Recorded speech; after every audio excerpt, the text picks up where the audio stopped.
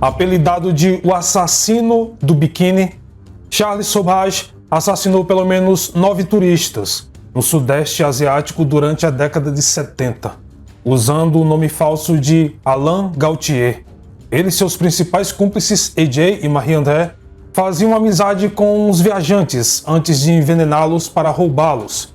Eles levavam seus documentos, passaporte, dinheiro e passagens aéreas, até que Charles saiu completamente do controle e começou a matar.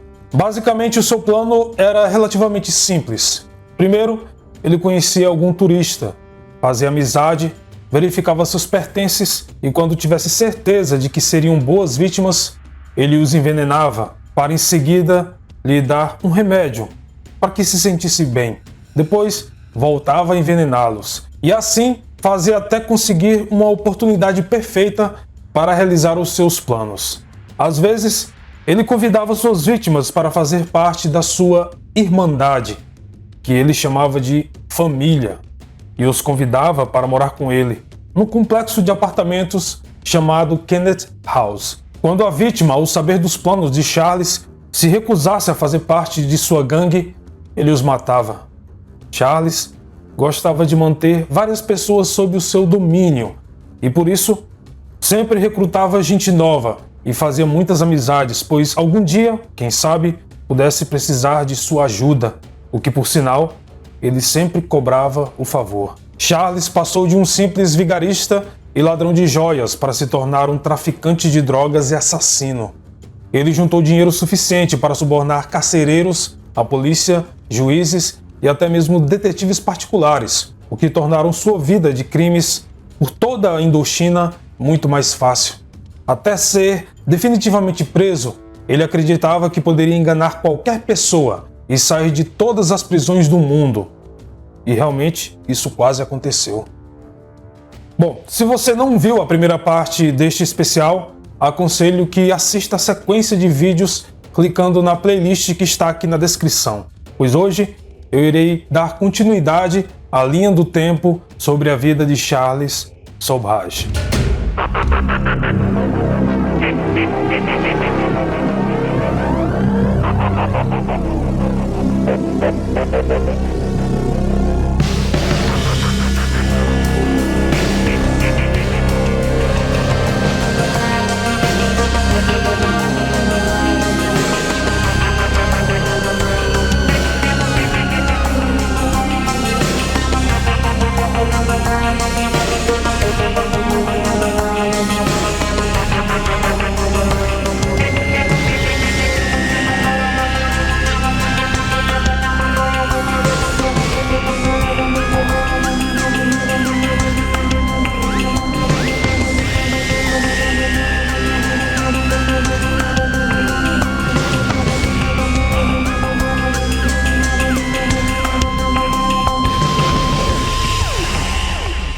Experiência, use fones de ouvido. Após finalizar a sua primeira onda de crimes, Charles foi abandonado por sua família, o que o deixou muito transtornado, mas ele não perdeu muito tempo. Em seguida, começou a recrutar outras pessoas que seriam tão gratas pela sua ajuda que poderiam fazer qualquer coisa por ele. Como vimos na parte 2 deste especial, o irmão de Charles, André Duroux, foi preso na Grécia, depois extraditado para a Turquia, onde foi condenado a 18 anos de trabalhos forçados, pelo fato de ter enganado a todos, se fazendo passar pelo seu irmão. Pois é, algum tempo depois, ele recebeu a liberdade condicional antecipada dos turcos, e inacreditavelmente André viajou para a Índia e pediu ajuda de Charles para escapar da prisão, e assim foi feito. Depois disso, André voltou para a Europa, e o seu paradeiro ficou desconhecido pelos próximos 10 anos. Voltando à tríade Charles, Marie e AJ, eles foram para Calcutá em 31 de dezembro de 1975. Charles não tinha dinheiro, sabia que era procurado pela polícia e poderia adivinhar o que lhe esperava se ele voltasse a Bangkok. Marie-André estava entrando em desespero e ficando deprimida, mas Sobhraj tinha um ego tão grande que achou que nenhum mero mortal poderia detê-lo. Ele tinha um plano e só precisava de um passaporte e algum dinheiro. Durante a primeira semana de janeiro de 1976, ele encontrou um jovem israelense de 24 anos, chamado Avoni Jacob, estudante de religiões orientais. Charles se apresentou como sendo Alain Ponan, e eles decidiram fazer uma trilha juntos. Alguns dias depois, a faxineira do hotel onde Avoni estava hospedado o encontrou nu em seu quarto. Ele foi drogado e estrangulado. Sauvage pegou seu passaporte e cerca de $300.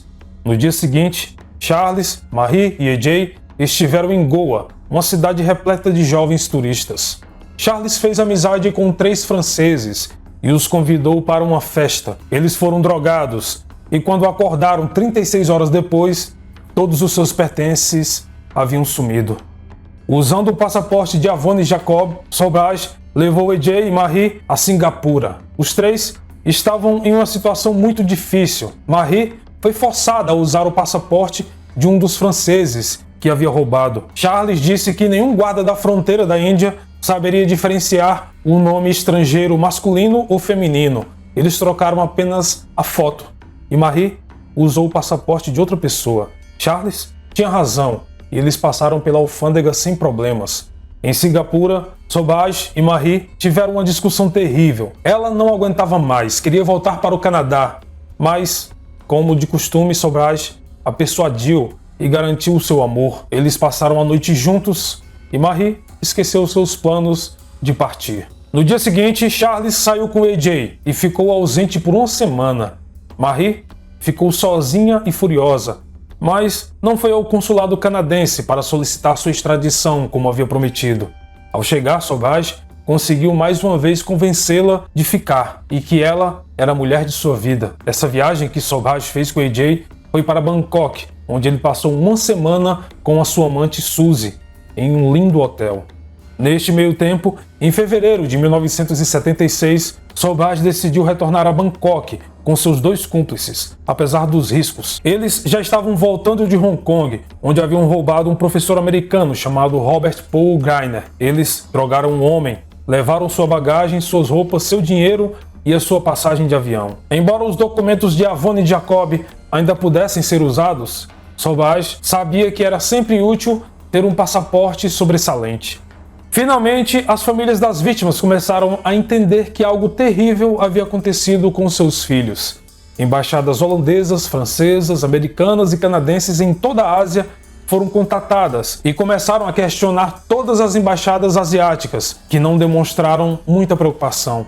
As famílias tiveram respostas apenas de um homem chamado Herman Knippenberg, secretário da embaixada holandesa na Tailândia. Knippenberg fez seu trabalho e percebeu que não era normal ficar sem notícias do jovem casal por tanto tempo. Ele se lembrou de um artigo sobre os 2 corpos dos australianos encontrado em 16 de dezembro de 1975, perto de Bangkok. A polícia da época disse que os corpos não tinham sido identificados e que, na verdade, não eram australianos. Herman solicitou que os registros dentários dos corpos fossem enviados para averiguação. Ele foi ao necrotério e as dentições combinavam. Aquele casal desconhecido eram realmente os holandeses procurados pela sua família e agora o crime tinha se tornado algo pessoal, por se tratar de pessoas de sua mesma pátria. Mas ninguém nas embaixadas queria encontrar os culpados. Apenas Herman decidiu pressionar a polícia tailandesa, mas não teve sucesso.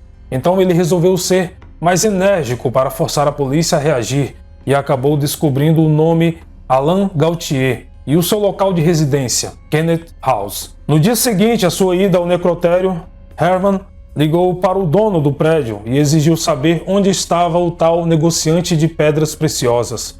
Depois de alguma insistência, o dono do estabelecimento lhe deu apenas um nome: Nadine Giris, uma francesa que morava no prédio de apartamentos de Sauvage em Bangkok e que chegou a se tornar amiga do homem, até começar a desconfiar de seus atos. Ao conhecer Herman, Nadine revelou como outras pessoas que trabalhavam para Sauvage fugiram depois de encontrar uma coleção de passaportes pertencentes a pessoas desaparecidas, com medo de que ele havia matado os donos dos documentos. Ela também disse que se lembrava de ter visto o casal holandês indo à casa do homem e deu muitos detalhes sobre a rotina de Charles, inclusive descrição de como ele se vestia e a sua rotina diária.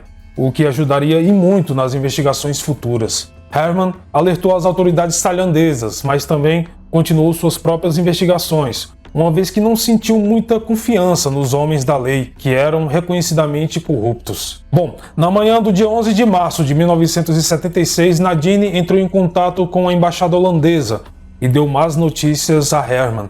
Sobhaj e sua namorada, Marie-André, estavam planejando viajar pela Europa por algum tempo. Enquanto isso, Herman reúne um grupo de funcionários de várias embaixadas ocidentais, prontos para lutar pela prisão dos assassinos de seus compatriotas. Então, um novo cúmplice apareceu, Jean Dusme, um empresário francês, na casa dos 30 anos e muito rico. Ele começou a acompanhar Charles para fazer seus negócios, e isso gerou um grande desconforto em AJ. O homem também havia emprestado dinheiro a Sobhaj para que ele pudesse alugar um quarto em um belo prédio e abrir uma joalheria. Em 15 de março, Sobhaj decidiu ir para a Malásia. Talvez ele tinha notado que Herman o estava vigiando, mas depois voltou para Bangkok. Herman contatou a polícia tailandesa novamente, que ficou impressionada como ele organizou todo o caso. Os investigadores foram ao hotel Kennedy House no dia seguinte e prenderam Charles e Marie após uma busca. Mas Sobhaj, fingindo ser Robert Greiner, o professor americano, conseguiu enganar a polícia, que não fez muito esforço para verificar a validade de seu passaporte e nem sequer entraram em contato com a embaixada dos Estados Unidos. O inspetor tailandês simplesmente confiscou os passaportes do casal e os deixaram ir embora. A investigação foi conduzida com tão pouca determinação pela polícia que foi um verdadeiro fracasso. A verdade é que as autoridades tailandesas não queriam arruinar a atividade turística de seu país por causa de um processo judicial, principalmente um com tantas mortes. Sobhaj passou a noite destruindo todas as evidências incriminatórias de seus atos. Quando a polícia tailandesa voltou no dia seguinte, a pedido de Nadine, o cofre estava vazio. Herman queria fervorosamente pegar Charles, ou Alain Gautier, ou Robert Greiner, ou quem quer que este homem alegasse ser.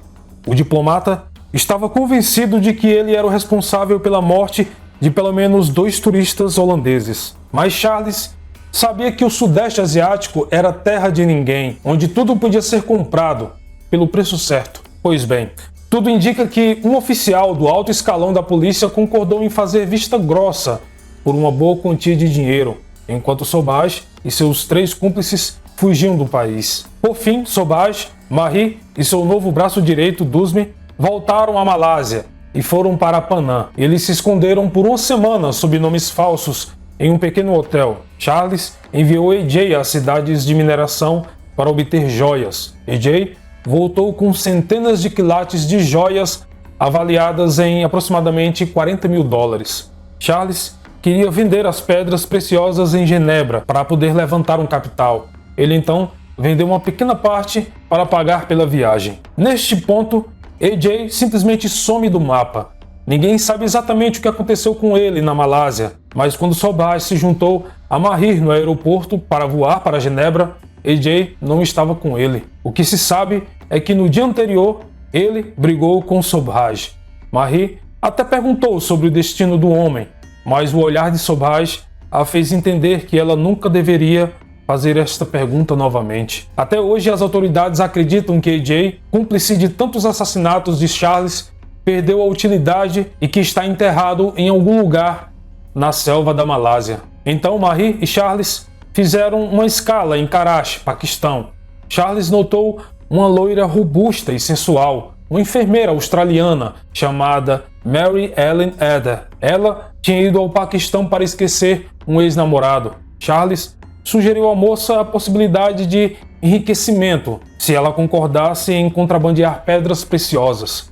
Completamente falida e sem rumo, Mary Ellen concordou. Em seguida, eles chegaram a Genebra, onde Dusme os esperava, e foram para Paris de carro. Sobhaj rapidamente foi até a casa de Félix Descogne, que concordou em recebê-los em sua casa, mesmo que estivesse muito desconfortável. Charles explicou a ele o seguinte: "Eu levo uma vida muito complicada. Existem muitas pessoas que desconfiam de mim, e muitas pessoas que precisam de mim. Os 3 cúmplices foram então para Marsella, porque Sauvage queria visitar Song, sua mãe. Quando ele chegou, o homem a abraçou e sussurrou para ela: "Meus amigos vão chegar em breve. Quero que diga a eles que é minha esposa e não minha mãe." Surpreendentemente, Song concordou em dar esse pequeno prazer ao filho, que ela não via há muito tempo. No entanto, quando Marie e Dusme chegaram, Sauvage esqueceu seu pedido e a apresentou como sendo sua mãe. Song não disse uma palavra. Eles ficaram 3 dias e sua mãe não gostou da presença.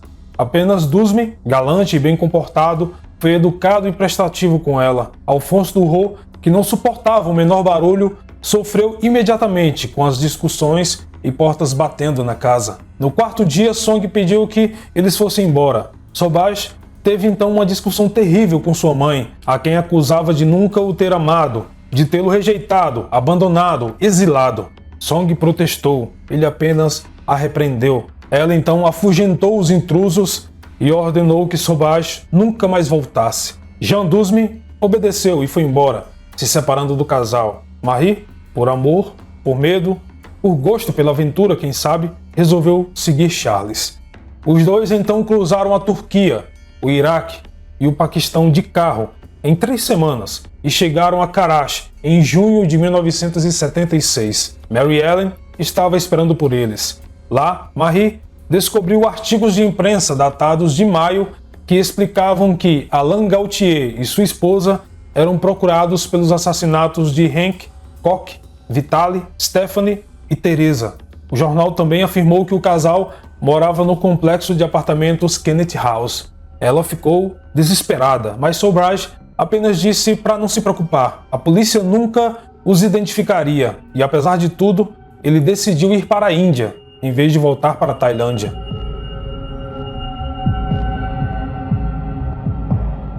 Preste atenção nesta frase. Nada é mais frágil do que uma vida construída sobre uma mentira. E era apenas uma questão de tempo até que Charles Sauvage fosse preso. Ele superestimou sua própria inteligência e subestimou as forças policiais do Sudeste Asiático, pensando que não importava que a polícia tailandesa procurasse Alain Gauthier ou outra pessoa. Ele tinha sido mais inteligente do que todos antes e faria isso novamente. Mas quando os jornais tailandeses publicaram um artigo sobre um assassino em série que matou vários turistas, as autoridades entenderam que precisavam encontrar esse assassino.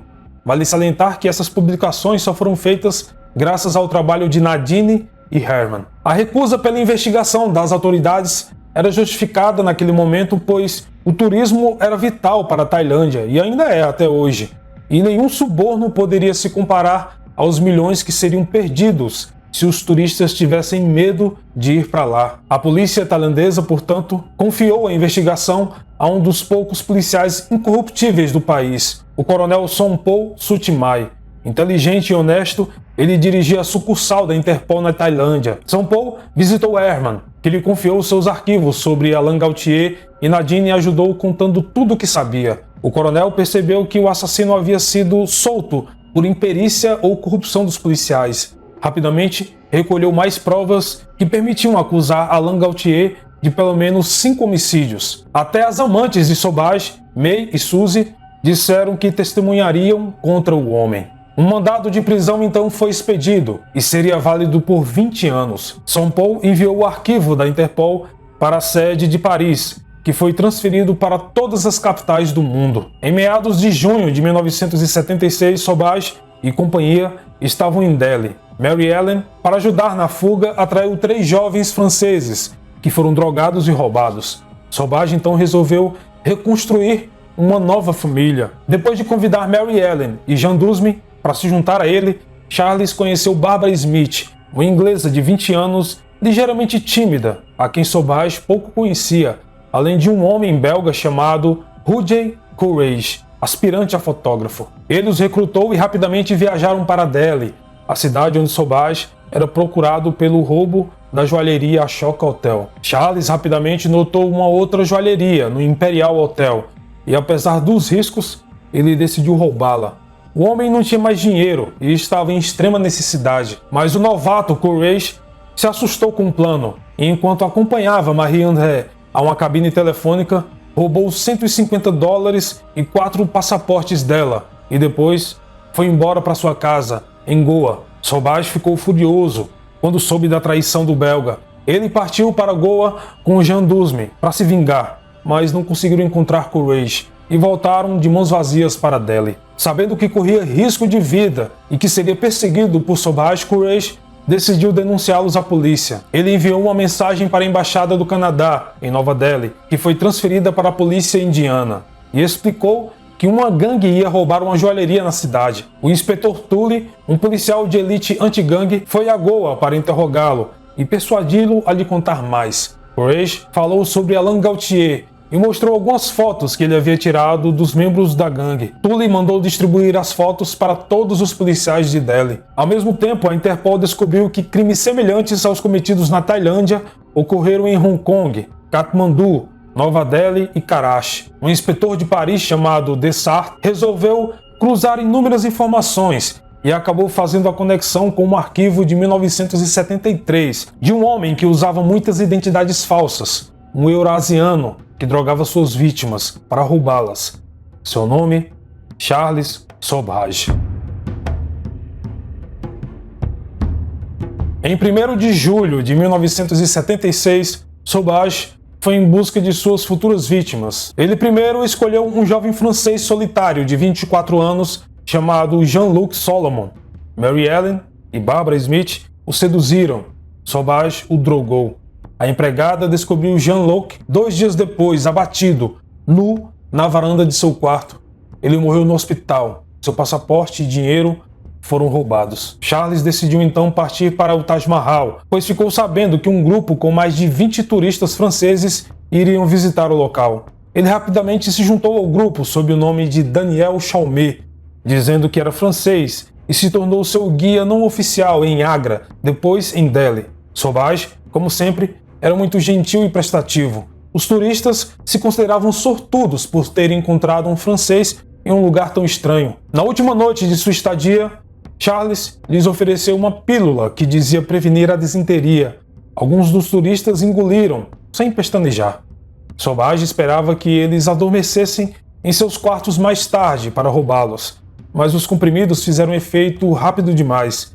E no meio de uma festa, vários turistas foram caindo como moscas. Sobhaj apenas observava. O restante do grupo notou que as únicas pessoas que estavam doentes foram aquelas que haviam tomado o remédio de seu novo amigo. Então, 3 funcionários do hotel correram para segurar Sobhaj e enviaram alguém para chamar a polícia.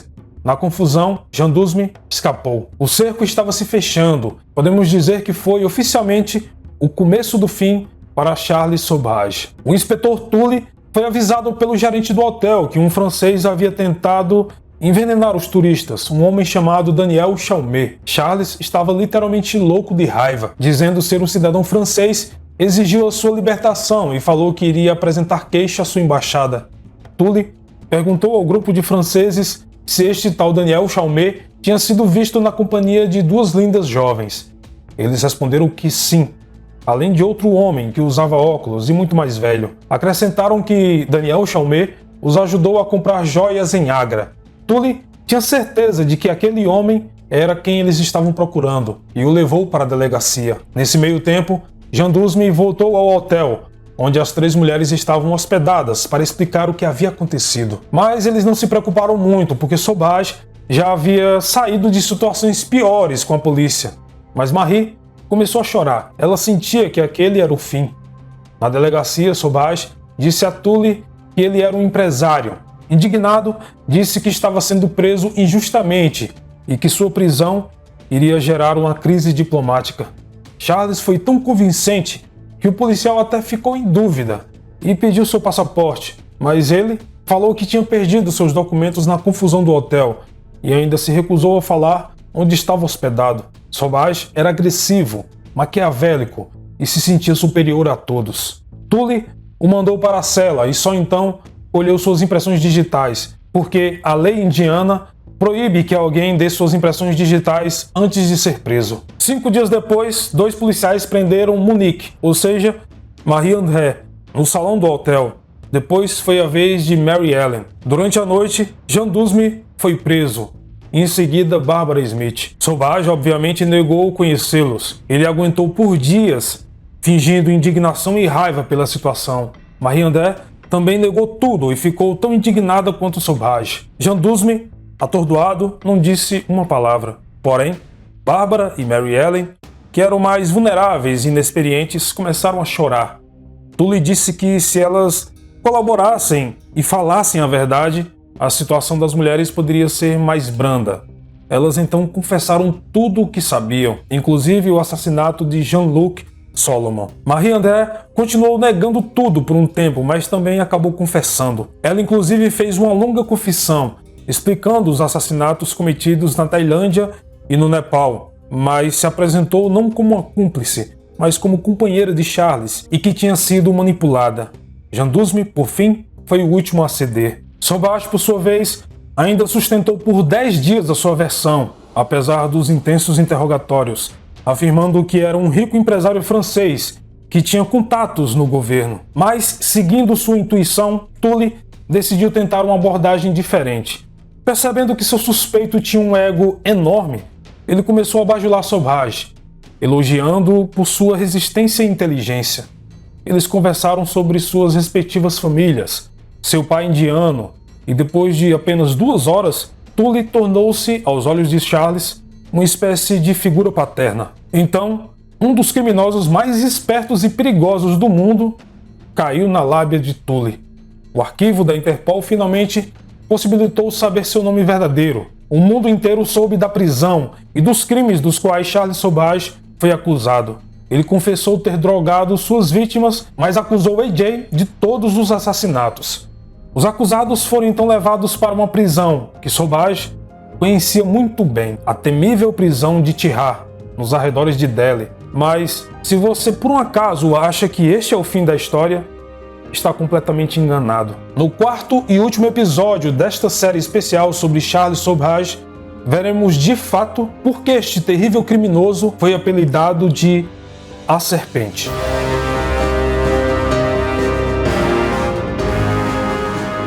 Bom, este foi o episódio de hoje.